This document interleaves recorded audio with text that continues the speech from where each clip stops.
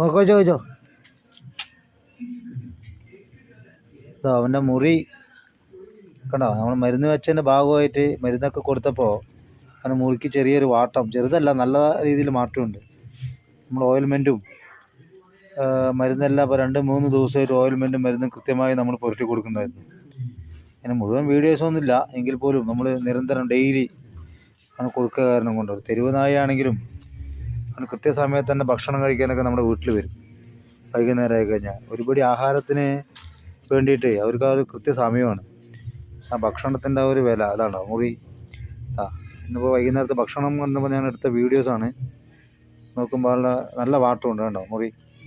ഇപ്പോൾ നമ്മളിത് കഴിഞ്ഞാൽ നമ്മൾ യൂക്കാലിയൊക്കെ ഒഴിച്ച് മരുന്നെല്ലാം വെച്ച് കൊടുക്കും. ഭക്ഷണം കഴിക്കാൻ കൃത്യസമയത്ത് തരുന്നത് വയറ് നിറച്ചാൽ ഭക്ഷണം എല്ലാം കൊടുത്തിട്ടേ വിടുള്ളൂ.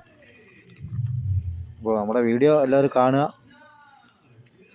നമ്മളെ സപ്പോർട്ട് ചെയ്യുക. എല്ലാവർക്കും നമസ്കാരം.